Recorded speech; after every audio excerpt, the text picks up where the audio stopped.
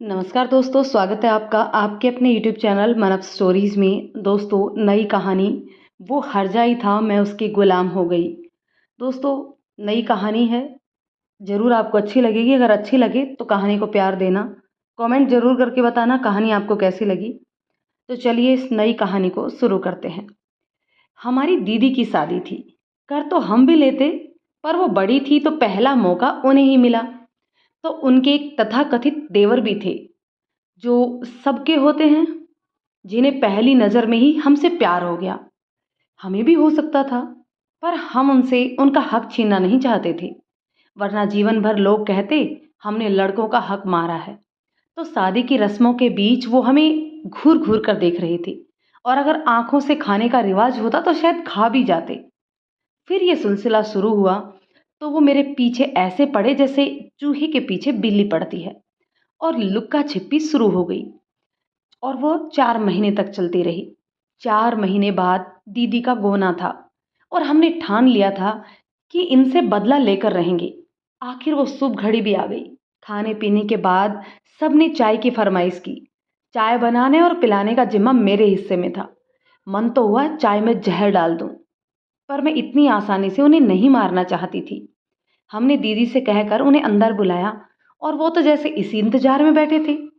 देवर ना हुए अकबर हुए। फिर उनकी खिदमत में हमने पेश की स्पेशल चाय। उन्होंने पिया और यूं मुस्कुराए जैसे अमृत पी लिया हो।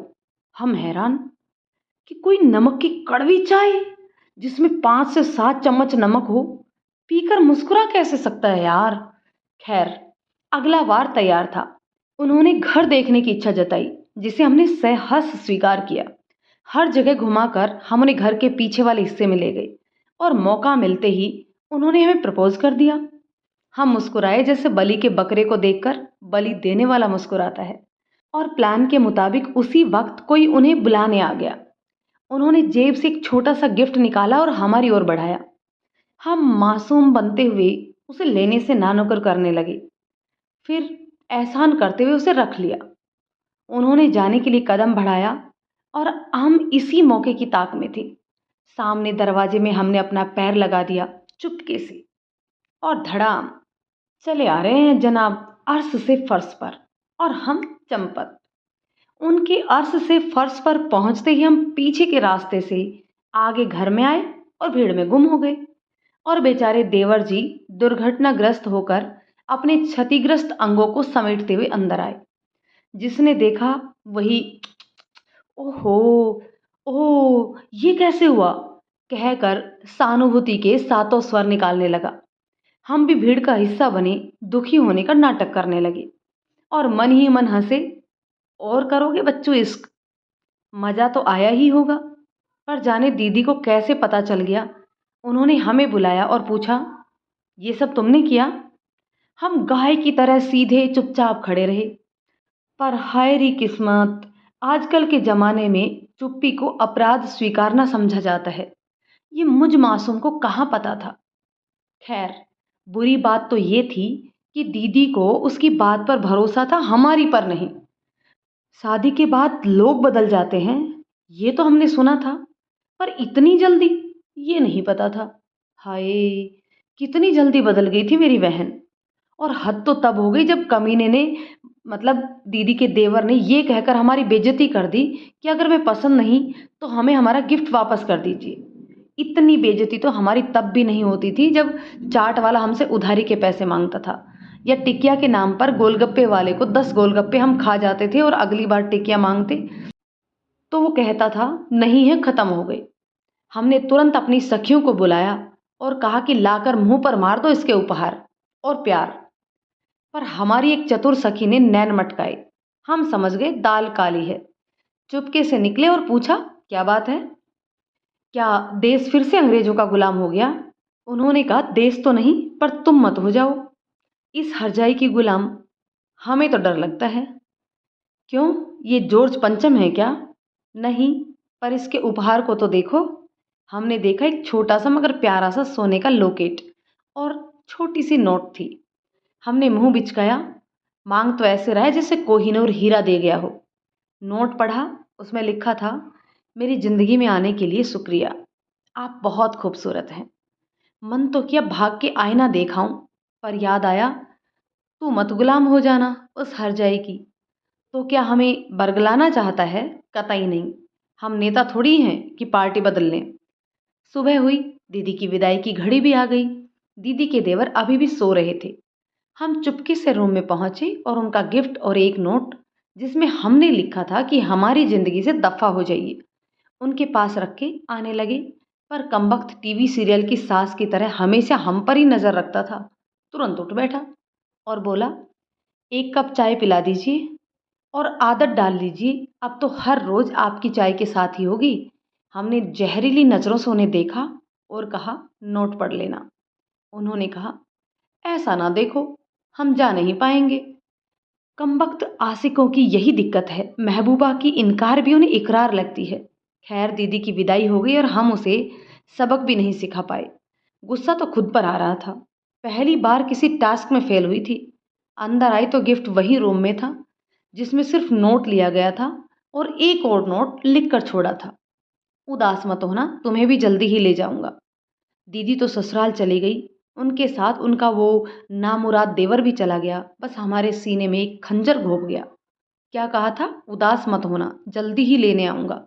कमबख्त जब जब उसकी बात याद आती थी, खून खोलने लगता था, जैसे हम स्वतंत्रता संग्राम के योद्धा हों और दीदी के देवर लोट डलहौजी जो हड़प नीति के तहत हमें हड़पना चाहते हो। हमारा शिकार सामने था और हम चूक गए। इतनी बड़ी हार हमसे बर्दाश्त नहीं हो रही थी। इससे अच्छा तो हम हल्दी घाटी की लड़ाई हार जाते। हम ना जी पा रहे थे और ना मर पा रहे थे। बस गुस्से और जलन से हमारा रंग काला होता जा रहा था, ऐसा हमें लगता था। और जाने क्यों हमारी सहेलियों को यही लगता था कि हम उसके प्यार में गिरफ्तार हो गए। भगवान दोस्त दे, पर जिसे दुश्मन देना हो उसे हमारी सहेलियां दे दे। फिर उन्हें दुश्मन की क्या जरूरत। खैर, दिन गुजर रहे थे इसी उम्मीद में कि कुछ तरकीब निकाल ही लेंगे कि एक दिन जनाब का कॉल आया पापा के फोन पर। आ तो हमारे भी फोन पर जाता, पर आए कैसे? हमने उन्हें ब्लॉक जो कर रखा था। तो पहले उन्होंने पापा को मक्खन लगाया, फिर माँ को, और फिर माँ ने फोन हमें पकड़ाया। अच्छे से बात करना, जैसे उनको खुद की बेटी पर भरोसा ही नहीं हो। अब फोन हमारे हाथ में था और हम पापा जी सामने थे तो हम बन गई तहजीब की मूरत। और पहली बार हमने किसी को इज्जत दी, वो भी इतनी ज्यादा। उन्होंने हमारी इस मजबूरी का बखूबी फायदा उठाया। पेश है हमारी बातचीत की कुछ अंश।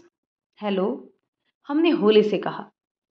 हेलो जान, उन्होंने मुस्कुरा कर कहा, जानते हुए भी कि मम्मी पापा के सामने हम उनका बाल भी बांका नहीं कर सकते। जी नमस्ते, हमने विवाह फिल्म की पूनम की तरह शर्माते हुए कहा। ओहो, क्या बात है, मार डालोगी क्या इतनी इज्जत देकर? उन्होंने हमारा मजाक उड़ाया। जी, हमारी पढ़ाई भी ठीक चल रही है, हमने बात बनाई। छोड़ो यार, क्या पढ़ाई क्या लिखाई, हमने तो जब से तुम्हें देखा है हमारा सब खत्म हो गया। हम तो तुम्हारे पीछे दीवाने हुए पड़े हैं, पृथ्वीराज चौहान की तरह। ना दिन को चैन है ना रात को सुकून, हर वक्त बस तुम्हारा ही चेहरा नजरों के सामने घूमता रहता है। इतना तो चकोर भी चांद को ना ताकता होगा जितना हमने तुम्हारी फोटो को निहारा है। उन्होंने आशिक बनते हुए कहा। जी ठीक है, हमें कॉलेज के लिए देर हो रही है, बाद में बात करेंगे। हमने फोन रखने का बहाना बनाया। जान, हम तुम्हारे पीछे कॉलेज क्या जहन्नुम तक आ जाएंगे, बस तुम एक बार हाँ कह दो फिर देखो। ठीक है, अपना ख्याल रखना और हमारे दिल का भी जो तुम्हारे पास है। लव यू, कहकर उन्होंने फोन कॉल काट दी। बस अब यही सुनना बाकी रह गया था। इससे अच्छा तो हम खेसारी लाल के गाने सुन लेते। ठीक है। और पापा ने पूछा, क्या कह रहे थे बेटा वो? कुछ नहीं पापा, बस पढ़ाई लिखाई के बारे में ही पूछ रहे थे। हमने सिर झुकाकर कहा। बड़े नेक दिल हैं दामाद जी की तरह उनके भाई साहब, तो दामाद बना लो, हमने चिढ़कर कहा। क्या? माँ चौंकी। कुछ नहीं, हमने कहा आपने ठीक कहा, बड़े ही संस्कारी हैं, बाबा राम रहीम की तरह। कुछ भी बक रही हो, पागल हो गई हो क्या? माँ ने आंखें तरेरी। आप तक तो नहीं, जल्दी ही हो जाएंगे, हमने पैर पटकते हुए कहा और वहां से निकल गए। अब कुछ तो करना ही पड़ेगा, हमने सोचा, और वो बिना हमारी दुष्ट सहेलियों के संभव नहीं था। सो अमित शाह के सलाह की तरह हमने उनकी सलाह ली और उन्होंने हमें सलाह दी कि हम 2-4 बॉयफ्रेंड बना लें, ताकि वो मुआ दीदी का देवर हमसे दूर हो जाए। क्या गारंटी है कि वो इससे हमें छोड़ देगा? हमने अविश्वास से कहा, देश की जनता की तरह। और उन्होंने हमें विश्वास दिलाया किसी मंझे हुए नेता की तरह। फिर क्या था, हमने हरी झंडी दे दी। बहुत सारे मंजनुओं की इसकी ट्रेन चल पड़ी। हमने उन्हें सेना की तरह ट्रेंड किया कि किसी भी कीमत पर हमारा साथ नहीं छोड़ना, और सामने कोई भी आशिक हो उसे पाकिस्तान और चीन समझना। फिर हमें एक दिन माँ ने बताया कि दीदी के घर छठ पूजा है और उसमें हमें बुलाया है। वाह, अब आएगा मजा। हम मन ही मन हंसे। बस एक बार पहुंच जाएं दीदी के घर, फिर तो बेटा कोरोना बनकर देवर जी के रग रग में ना फैल गए तो हमारा भी नाम छोड़िए। अब अगले हिस्से में बताएंगे। तो जनाब, हमने आशिकों की अच्छी खासी फौज तैयार कर ली और मन ही मन खुश होते हुए दीदी के घर छठ पूजा में पहुंच गए। वहां हमारा स्वागत बड़े ही भव्य तरीके से हुआ, एकदम शाही अंदाज में। और बहुत ही धूमधाम और श्रद्धा पूर्वक छठ पूजा अच्छी तरह संपन्न हो गई। अब मेरी घर वापसी की बारी थी। मैं हैरान थी कि जनाब ने अब तक कुछ क्यों नहीं किया। बस पूरे टाइम हमें यूं देखते रहे जैसे चकोर चांद को देखता है। हमने भी सोचा चलो अच्छा है, शायद अकल ठिकाने आ गई होगी कि हम उनकी बस की बात नहीं। अब शरीफ तो हम बचपन से ही हैं, तो जानबूझकर क्यों लड़ते। सो हम भी खुशी खुशी घर लौटने की तैयारी करने लगे। पर ऐन वक्त पर दीदी ने हमें रोक लिया और जिद करने लगी कि आई हो तो 2-4 दिन रह कर ही जाओ, और पापा की अनुमति भी ले ली। तो मन मारकर हमें रुकना ही पड़ा, क्योंकि दीदी के देवर पिछले कई महीनों से हमारे सिर का वो दर्द बने हुए थे जो नवरत्न तेल की चंपी से भी खत्म नहीं हो रहा था। और अब उसी सिर दर्द के साथ 2-4 दिन और। हे भगवान, कहाँ फंस गई। मैंने आसमान को यूं देखा जैसे भगवान अभी प्रकट होंगे हमारी मदद को, पर ऐसा कुछ भी नहीं हुआ। फिर मैंने सोचा शायद ये ईश्वर की ही मर्जी है, वो भी चाहता है कि मेरा बदला पूरा हो। और मारे खुशी के हमारी आंखें यूं चमकी जैसे अंधेरे में बिल्ली की चमकती हैं। और आखिरकार वो समय भी आ गया जिसका हमें इंतजार था। अगले दिन दीदी और जीजाजी मार्केट जा रहे थे। उन्होंने हमें हिदायत दी कि हम कुछ घंटों में आ जाएंगे, तुम लोग खाना पीना खा लेना और आराम करना। कसम से उस टाइम एक पल के लिए तो लगा कि दीदी हमें भूखे शेर के पिंजरे में डालकर जा रही है। पर फिर कुछ सोचकर मैं खुश हो गई। थोड़ी देर में मैं किचन में थी, सोचा चाय और कुछ स्नैक्स बना लूं, फिर आराम से टीवी देखूंगी, क्योंकि खाना खाने का मतलब था उनको भी पूछना, और मैं खुद से किसी रिस्क को लेना नहीं चाहती थी। मैं किचन में आ गई, अभी चाय चीनी डालकर पलटी ही थी कि उनसे टकरा गई। वो ठीक मेरे पीछे खड़े थे। ये क्या बदतमीजी है। मैंने उन्हें घूरा। मोहतरमा, ये तो प्यार है, बदतमीजी नहीं। उन्होंने हमारी आंखों में आंखें डालकर कहा और हमारे करीब आते हुए बोले, हर बार नजरें क्यों तेरी ओर मुड़ जाती हैं, अनजानी राहें क्यों तुझसे ही जुड़ जाती हैं। कुछ तो अलग सा है राब्ता तेरे मेरे दरमियान, कि ख्वाब आंखें देखती हैं और नींद मेरी उड़ जाती है। यहाँ कोई टीवी सीरियल का सीन नहीं चल रहा है, समझे। दूर रही हमसे। हमने आगे बढ़ने की कोशिश की। समझ तो तुम नहीं रही हो, मैं कब से इस पल का इंतजार कर रहा था। अब सिर्फ तुम और मैं। उनकी आंखों में मोहब्बत थी। अच्छा, आप जानते हैं हमारे कई सारे बॉयफ्रेंड हैं। हमने यूं कहा जैसे हम कोई 30 मार खा हों। अच्छा, मुझे तो नहीं लगता। उन्हें विश्वास नहीं हुआ। हाथ कंगना को अरसी क्या और पढ़े लिखे को फारसी क्या कहकर हमने अपना मोबाइल उठाया और लगाया अपने एक आशिक को। तभी उन्होंने तपाक से हमारे हाथ से फोन छीन लिया और जाने बाहर जाकर उसे क्या कहा कि वो कमबख्त हमारा आशिक हमें दीदी कहने लगा। नामुराद। इसी तरह हमारे सारे के सारे आशिकों ने उनके सामने यूं हथियार डाल दिए जैसे वो किम जोंग उन हो। खैर, हमारे तर्कस के तीर तो खत्म हो चुके थे, सो अब हथियार डालने की बारी हमारी थी। देखिए, हमने कहा। जी, दिखाइए। उन्होंने कहा, मेरा मतलब है कि मैं झल्ला रही थी। जी, प्यार में मतलब की के लिए जगह नहीं होती। और उनका प्यार बढ़ता ही जा रहा था। अरे आप सुनिए तो सही, हमने खिंचकर कहा। जी आप सुनाइए तो सही। हमारे कान कब से तरस रहे हैं आपके मुंह से वो 3 जादुई शब्द सुनने के लिए। उन्होंने बेसब्री से कहा और हमारे करीब आ गए। हमने भी आव देखा ना ताव उनका हाथ पकड़ा और हॉल में आ गए और उन्हें सामने लगे सोफे पर बैठने का इशारा किया। जब वो बैठ गए तो हम भी उनके सामने ही बैठ गए और धीरे से अपनी बात शुरू की। देखिए, आप जो चाहते हैं वो संभव नहीं है। हमें आपसे बिल्कुल भी प्यार नहीं है, और प्यार ज़ोर ज़बरदस्ती से तो होता नहीं। हमने उनकी आंखों में देखा। पर तुम जानती हो मैं तुमसे कितना प्यार करता हूँ, और ये भी जानता हूँ कि तुम्हारी ज़िंदगी में कोई और नहीं है। तो फिर क्यों नहीं हम एक हो सकते? तुम मुझसे प्यार क्यों नहीं कर सकती? धीरे धीरे तुमको भी मुझसे प्यार हो जाएगा। और तुमने सुना नहीं कि प्यार उससे करना चाहिए जो तुमको चाहे, उससे नहीं जिसे तुम चाहो। उन्होंने तड़प कर कहा। यही तो गलतफहमी है आपकी, और सिर्फ आपकी ही नहीं, दुनिया भर की ये गलतफहमी है। सबको लगता है कि प्यार के बदले प्यार ही मिले, और जो लोग सिर्फ किसी का दिल रखने के लिए प्यार कर लेते हैं, उन्हें शादी के बाद या यूं कहूँ जीवन भर किसी ना किसी से प्यार होता रहता है। और हम ऐसा नहीं चाहते। हमने उनकी ओर देखा। अच्छा ऐसा है तो क्या गारंटी है कि तुमको जिससे प्यार होगा उसे भी तुमसे प्यार होगा ही? उन्होंने नाराजगी भरे स्वर में कहा।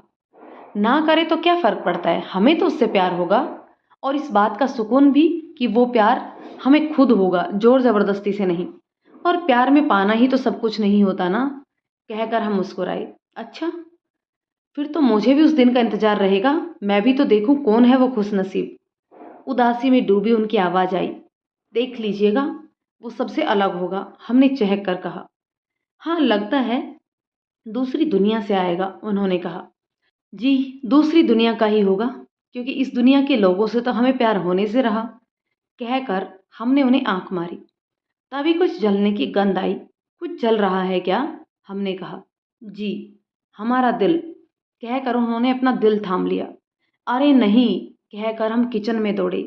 देखा तो चाय पूरी जल चुकी थी, जिसमें से धुआं उठ रहा था। हमें कुछ समझ में नहीं आया क्या करें। बदहवासी में हम हाथ में ही चाय का बर्तन उठाने लगे। उन्होंने पीछे से आकर हमसे पहले ही उसे उठा लिया और स्लैब पर पटक दिया। पूरी तरह पागल हो क्या? जलता हुआ बर्तन कोई हाथ से उठाता है? बेवकूफ कहीं की। वो गुस्से से भरे हुए थे। हमने उनकी हथेली को देखा, जिसमें बर्तन पकड़ने की शेप में जलने के निशान थे। हम दौड़कर बाथरूम में पेस्ट लेकर आए और उनकी हथेली पर लगाने लगे।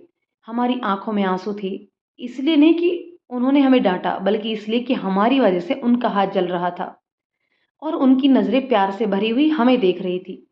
दो दिल मिल रहे थे, मगर चुपके चुपके। सबको हो रही थी खबर, मगर चुपके चुपके। दरवाजे पर दीदी खड़ी थी, और हम दोनों को इतना करीब खड़ा देखकर उन्होंने कुछ और ही समझ लिया था। हे भगवान, अब इसे भी समझाना पड़ेगा फिर से। कहकर मैंने अपना सिर पीट लिया, और वो हमारी ओर देखकर मुस्कुराने लगी। तो दीदी वापस आई थी अपना पर्स लेने, जो वो घर पर ही भूल गई थी। जाते हुए बोली, हमें तो पहले से ही पता था तुम दोनों का कुछ चल रहा है, पर इतना कुछ चल रहा है ये नहीं पता था। वो तो अच्छा हुआ हमें पर्स की वजह से वापस आना पड़ा, पर यहाँ तो वो कहते हैं ना, सजना जालिम है दिल की लगी का सीन चल रहा है। लगे रहो तुम दोनों, पर जरा हम बुजुर्गों का ख्याल भी कर लेना। इतने बेशर्मी अच्छे नहीं। कहती हुई दीदी ने अपना पर्स लिया और खुद को हम आपके हैं कौन वाली भाभी समझकर मुस्कुराती हुई चली गई। ये दीदी भी ना कहीं भी शुरू हो जाती हैं। कहकर हमने सिर झटका। अब देखो, तुम मुझे मत दोष मत देना, मैंने कुछ नहीं किया है। तुमने कहा प्यार नहीं करती, हमने मान लिया, पर अब इसके आगे भाभी कुछ भी करेगी तो या कहेगी तो भाई मेरा दोष नहीं होगा। कहकर दीदी के देवर मुस्कुराए। अब आप ना फिर से रोमियो ना बने, दीदी को हम मना लेंगे, और वो ज़्यादा ख्वाब ना पाले प्लीज़। कहकर हमने मुंह बिचकाया। अब तुम्हारे चक्कर में हाथ तो चला लिया, अब तुम रांझा बनाओ, मंजनू बनाओ या रोमियो बनाओ। फिलहाल तो हम चाय का बर्तन धोने जा रहे हैं, वरना भाभी कहेगी हम प्यार में उलझे रहे और बर्तन जल गया। कहकर वो प्यार से मुस्कुराए। आपकी मर्जी, जाएं जो करना है करें, हमें क्या। कहकर हम रूम में आ गए। कसम से मज़ा तो इतना आया कि क्या बताएं। दिल में तो आया इन्हें दो चार घरों में काम कर पर रखवा दें। शाम तक पूरे घर में हमारी आशिकी के चर्चे थे। जीजाजी तो यूं मुस्कुरा रहे थे जैसे उन्होंने वीरप्पन को पकड़ लिया हो। तो बस हमने ठान लिया कि सुबह पहली गाड़ी से हम घर लौट जाएंगे। सांझ ढले, हम छत पर थे। बचपन की आदत है चांद से बात करने की। चांद ना हुआ, शहजादा सलीम हो गया। अब जनाब कब से हमारे पीछे खड़े थे हमें पता ही नहीं चला। उन दिनों हमारा एंटीना कुछ कैच ही नहीं कर पाता था। हमने कहा, फरमाइए। उन्होंने कहा, तुम किसी से गुफ्तगू कर रही थी। हमने कहा, जी। उन्होंने कहा, किससे? हमने कहा, अपने महबूब से। हमारा मतलब है चांद से। अच्छा, पहली बार देख रहा हूँ चांद को चांद से बात करते हुए, उन्होंने हैरत से कहा। देखिए, आप अब न्यूज़ चैनल के एंकर की तरह शुरू मत हो जाइएगा बिना किसी मुद्दे के, हमने कहा। उन्होंने कहा, कुछ दिन और रुक जाओ ना, अभी तो मैंने तुम्हें जी भर कर देखा भी नहीं है। क्यों? हम ताजमहल हैं क्या कि दीदार जरूरी है? हमने गुस्से में कहा। नहीं, तुम तो हमारी मुमताज हो, जिसके लिए हम ताजमहल तो क्या, एफिल टावर भी बनवा देंगे। उन्होंने खुद को सहाजा समझते हुए कहा। अच्छा, फिलहाल तो आप हमें सुबह हमारे घर पहुंचा दीजिए, यहाँ रहे तो हमारी कब्र खुद जाएगी। तुम्हें हम पर थोड़ी भी दया नहीं आती? तुम्हारी नजरों के खंजर से हमारा दिल घायल हो चुका है, दर्द है कि जाने का नाम ही नहीं ले रहा। तुम भले प्यार ना करो, पर नजर के सामने होती हो तो एक सुकून सा रहता है दिल को, और तुम हमसे हमारा सुकून भी छीनना चाहती हो। उन्होंने सीरियस होकर कहा। लगा जाने अब क्या होगा। इनकी गंभीरता देखकर एक बार की हमारा तो दिल ढलते सूरज की तरह बैठने लगा। जाने अब क्या होगा। तो मेहरबान कद्रदान साहिबान दीदी के देवर से जान बचाने का एक ही तरीका बचा था हमारे पास, वो था वहाँ से निकल जाना। सो पाकिस्तान में फंसे भारतीय जासूस की तरह हमने साम दाम दंड भेद लगाया और दीदी को मना लिया हमें घर भेजने के लिए। मुसीबत ये थी कि हमें घर छोड़ने कौन आ रहा था? जालिम अलाउद्दीन खिलजी, देवर जी। पर हम क्या पद्मावती से कम थे? उन्होंने गाड़ी निकाली और हमारे साथ चलने वाली इस लॉन्ग ड्राइव के लिए मुस्कुराए। दीदी ने हमारे जाने से उपजने वाले दुख पर विरह के आंसू बहाए और हम सबके अरमानों का बोझ उठाए दिल दिल ही दिल में मुस्कुराए निकल पड़े। गाड़ी में बैठते ही उन्होंने गाना बजाया। चांद सी महबूबा हो मेरी, कब ऐसा मैंने सोचा था। हाँ, तुम बिल्कुल वैसी ही हो जैसा मैंने सोचा था। हमारा दिमाग घूम गया और हमने भी अपने मोबाइल में बजा दिया। ज्यादा तू उम्मीद मत रख सोनिया, तेरा लेवल नहीं मेरे यार वर्गा। उन्होंने फिर लगाया। अगर तुम मिल जाओ जमाना छोड़ देंगे हम। और हमने बजाया। कुछ ऐसा कर कमाल की तेरी हो जाऊं मैं, किसी और की हूं फिलहाल मैं तेरी हो जाऊं। फिर क्या था, उन्होंने बहुत सारे गाने बजाए और हम आंख बंद करके सोने का नाटक करने लगे। कुछ दूर निकले होंगे कि जनाब ने गाड़ी रोक दी। हमने पूछा, क्या हुआ? तो कहते हैं, यह बहुत सुंदर डैम है, देखते हुए चलेंगे। हमने कहा, हमें कहीं नहीं जाना, घर चलिए। उन्होंने कहा, प्लीज चलो ना, डैम देखोगी तो सब कुछ भूल जाओगी और तुम्हारा गुस्सा भी ठंडा रहेगा। हमने कहा, क्यों भाई, सुसाइड हमें करनी नहीं, नहाए हम सुबह से ही हैं, तो डैम क्यों जाएंगे? चलो ना, इसी बहाने थोड़ा टाइम साथ में गुजार लेंगे, उन्होंने मनहार भरे स्वर में कहा। देखिए, दीदी की वजह से हम भले ही कुछ ना बोले हों, पर एक चीज जान लीजिए, यहाँ नदिया के पार की शूटिंग नहीं चल रही है कि नाच नाच कर हम गाने लगेंगे कि कौन दिशा में लेके चले रे बटोइया, रे जरा ठहर ठहर ये सुनी सी डगर जरा देखन दे, देखन दे, कहकर हमने मुंह फेर लिया। फिर क्या, उनके प्लान की बैंड बज गई और हमारे दिल में सितारे बजने लगे। लेकिन शायद इस बार उनको बुरा लग गया, बिना कुछ बोले चुपचाप गाड़ी चलाने लगे और हम घर पहुंच गए। मम्मी ने जिद की कि उनको अंदर आने के लिए, पर शायद ज़्यादा दुखी थे रास्ते में जो कुछ भी हुआ उसकी वजह से, सो दरवाजे से ही लौट गए, उधार लिए आदमी की तरह मुंह लटकाए। मम्मी हम पर बरसी, तूने जरूर कुछ किया होगा। हम क्या करेंगे, हमारे सिर पर सींग उगे हैं, जो मार दिए होंगे उन्हें, कहकर हम अपने कमरे में चले गए। पर जो भी हो, आखिरकार हमारा बदला पूरा हुआ। अगले दिन हम मज़े से फ्रेश मूड में उठे और नहा धोकर सहेलियों के साथ कॉलेज की ओर चले, मानो अपने राजमहल को जा रहे हों। एक बात बता दें आप सबको, कॉलेज में हमारी बहुत धाक थी। नवंबर का महीना, हल्की हल्की ठंड, उस पर कैंटीन की गर्म चाय, वाह क्या कहना। तो चाय वाय छुड़क कर हम क्लास की ओर जा रहे थे कि 2 हीरो टाइप लौंडे हमारे सामने टपक पड़े। मैडम सुनिए, उनमें से एक बोला। बको, हमारा मतलब है बोलो, हमने कहा। वो मेरे दोस्त की फॉर्म जमा करवानी थी।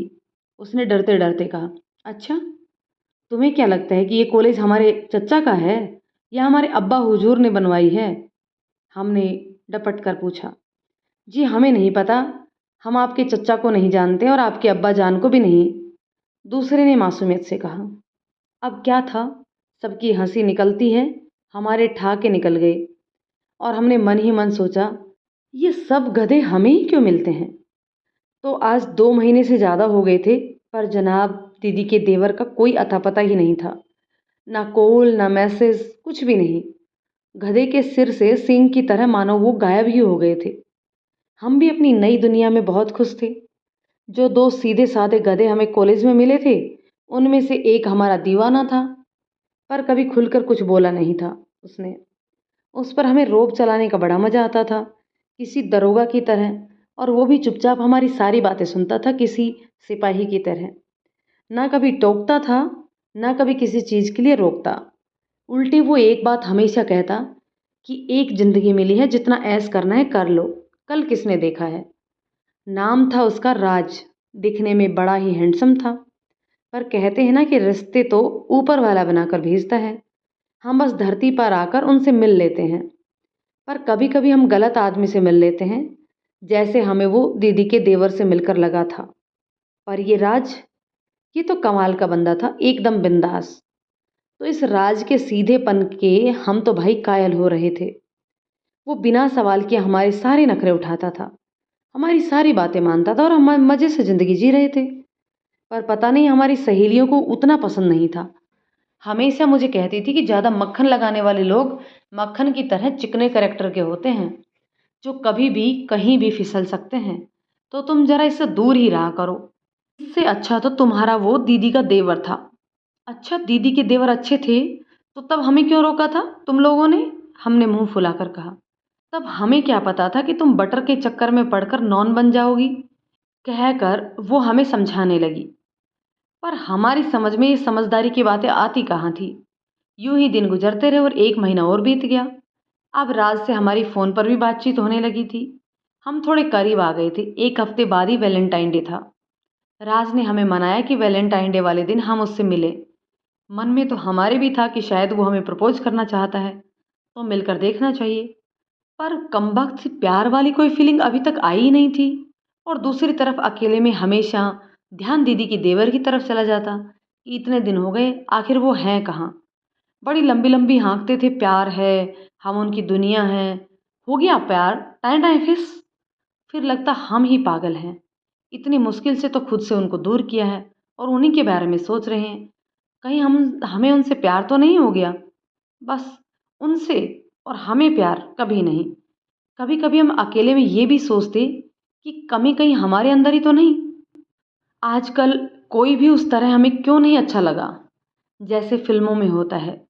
उसके मिलने पर धड़कनों का तेज होना, बालों का उड़ना, हवाओं का बहना, क्या ये सब बकवास बातें होती हैं? दीदी के देवर के लिए ऐसा नहीं लगा, राज के लिए नहीं लगा, तो आखिर कौन होगा वो?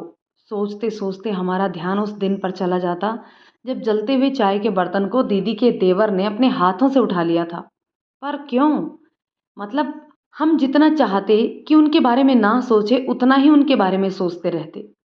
दीदी से बात भी होती तो दीदी दुनिया जहान की सारी बातें करती, पर उनकी एक बात नहीं। कहाँ तो लगा था कि हम आपके हैं कौन की भाभी ही हैं, और अब देखो, देवर भी बदल गया और बहन भी बदल गई। फिर वो दिन भी आ गया, 14 फरवरी, वैलेंटाइन डे। राज ने मिलने के लिए 1 बजे का समय दिया था। हमने अपनी सहेलियों से कहा साथ चलने को, पर जाने क्यों कोई भी हमारे साथ जाने को तैयार नहीं हुई। हम भी समझ गए कि जलन के मारे वो हमारे साथ नहीं जा रही। जलती होंगी, राज इतना स्मार्ट है, इतना चाहता है हमें। खैर कोई नहीं, हम अकेले ही जाने को तैयार हो गए। हमने अपनी स्कूटी निकाली और चल दिए न्यूक्लियर मॉल, जहां हमें राज से मिलना था। बस एक उत्सुकता थी कि क्या वो हमें प्रपोज करेगा। मन में बहुत से सवाल लिए हम किसी न्यूज़ चैनल के पत्रकार की तरह न्यूक्लियर मॉल में दाखिल हुए। सामने ही हमें राज मुस्कुराता हुआ किसी गेस्ट की तरह मिल गया। हम साथ साथ सीढ़ियाँ चढ़ने लगे। पता नहीं क्यों हमें ऐसा महसूस हो रहा था कि राज हमारे ज़्यादा करीब होकर चल रहा है, जो कि हमें अच्छा नहीं लगा। हम तुरंत पलटे और कहा, मियाँ थोड़ी दूरी बनाए रखो, तुम्हारी बेगम नहीं है हम, जो छिपकली की तरह चिपके ही जा रहे हो। नहीं हो तो बना लेंगे, उसने खिसी निपोड़ते हुए कहा। मन में तो आया दो चार तमाचे जड़ दें, फिर ख्याल आया हमारी इन्हीं हरकतों की वजह से क्या लड़के भाग जाते हैं। कम से कम प्रपोजल तक तो सहन करना ही था। इसके बाद हम मॉल में बने एक रेस्टोरेंट में पहुंचे। जाहिर सी बात है कि उस दिन वैलेंटाइन डे था, तो रेस्टोरेंट के हर कोने में लैला मजनू, हीरा रांझा, सीरी फरहाद, रोमियो जूलियट बैठे हुए थे। राज ने भी एक टेबल बुक करवाई थी। हम दोनों ने वहां जाकर आसन ग्रहण किया। थोड़ी देर तो राज हमें घूरता रहा। शायद अपनी तरफ से वो प्यार से देख रहा था, पर हमें तो ऐसी फीलिंग आ रही थी मानो हमें कोई उल्लू घूर रहा हो। फिर राज ने पूछा, क्या मंगवाऊं? और हमारे दिमाग में आया, पूछ तो ऐसे रहा है जैसे 56 भोग मंगवाएगा। फिर रेस्टोरेंट धर्म निभाते हुए हमने कहा, जो तुम्हारा मन हो मंगवा लो। उसने 2 कोल्ड ड्रिंक मंगवाई और कहा, पहले कोल्ड ड्रिंक पीते हैं, फिर कुछ खाने को मंगवाते हैं। हमने भी हाँ में सिर हिला दिया, जबकि सच्चाई ये थी कि हमारे पेट में चूहे दौड़ा दौड़ी खेल रहे थे। अगर हम अपनी सहेलियों के साथ आए होते तो 2-4 प्लेट पनीर चिल्ली, चाउमीन, चाट तो निगल ही गए होते, पर कमबख्त यहाँ तो एक्टिंग करनी ही पड़ रही थी। अचानक राज ने अपने साथ लाए भानुमति के पिटारे, हमारा मतलब है बैग में से एक कार्ड निकाला, लाल गुलाबों वाला, और कहा, ये तुम्हारे लिए। हमने कार्ड ले लिया और उलट पुलट कर देख लिया, फिर उसे रख दिया। सच पूछो तो न जाने क्यों हमें ये कार्ड में लगे फूल सब एक तरह से फालतूगिरी लगती है, पर फिर भी हमने ले लिया।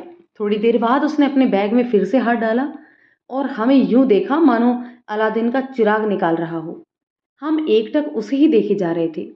उसने एक लाल गुलाब का फूल निकाला और कहा, गुलाब के लिए गुलाब। हमने अपनी तारीफ सुनी और शरमाए और गुलाब का फूल ले लिया।